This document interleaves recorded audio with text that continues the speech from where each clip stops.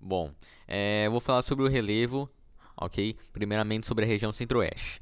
Bom, basicamente, o relevo da região centro-oeste divide-se em Planalto Central, Meridional e Planície do Pantanal, tá?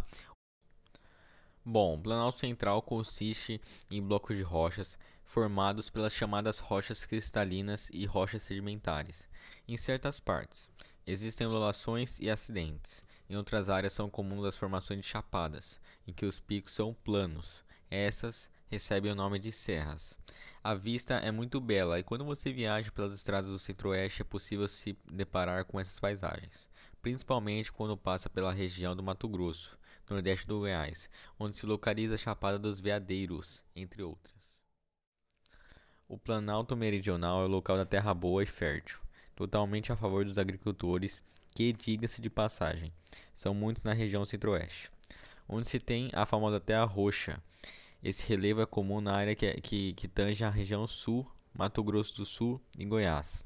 E também há o Cerrado Pantanal, os campos limpos, a floresta amazônica e matas, em determinadas áreas do Cerrado.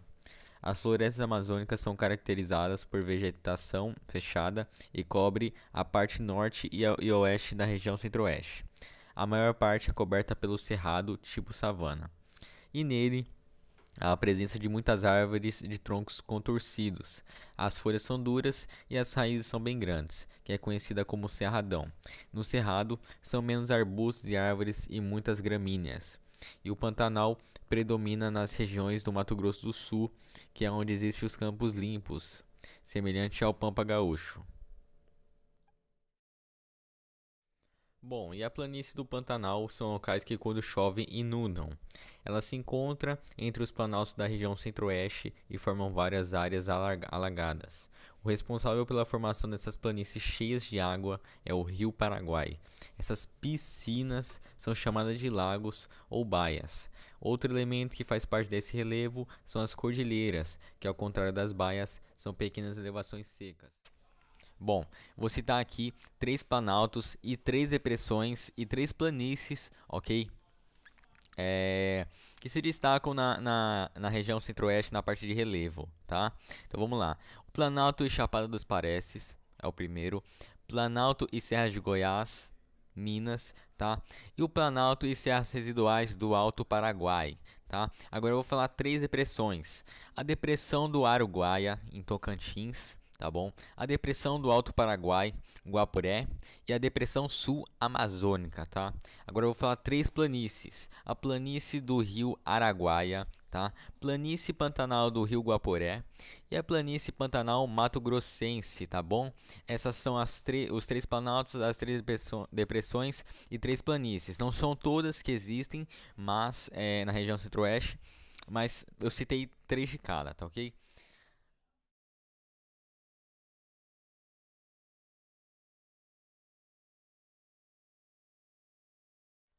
Bom, agora eu vou falar sobre a hidrografia, tá? Vamos lá. As principais bacias hidrográficas da região centro-oeste são a Amazônica, Tocantins, também pode ser chamada de Araguaia, e Platina, tá? A primeira é uma parte da bacia dominante na região norte, encontrada no norte do Mato Grosso, tá? E a bacia Tocantins, pode ser chamada de Araguaia, é formada pelos rios homônimos, tá?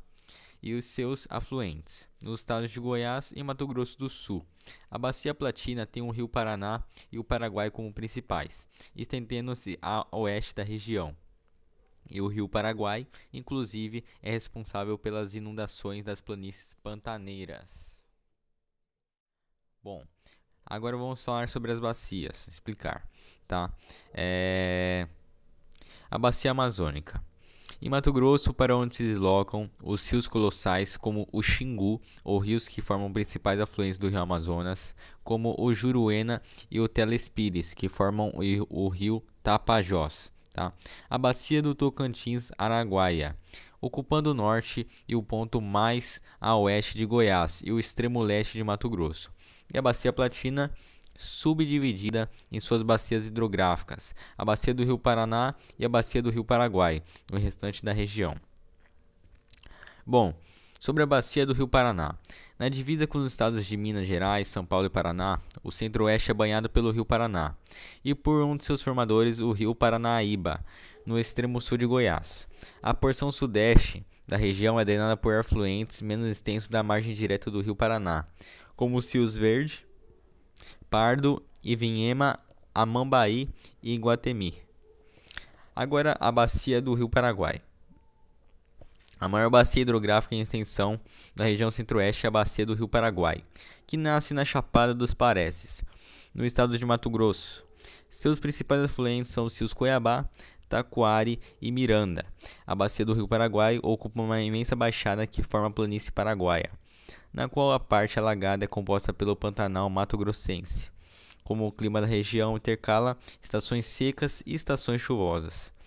Bom, essa planície fica coberta por um lençol de água durante aproximadamente 6 meses, pois nos meses secos as águas represam-se em pequenas lagoas semicirculares, chamadas de baias, quando as cheias são mais violentas e as baias ampliam-se e ligam-se umas às outras através de canais chamados de corichos.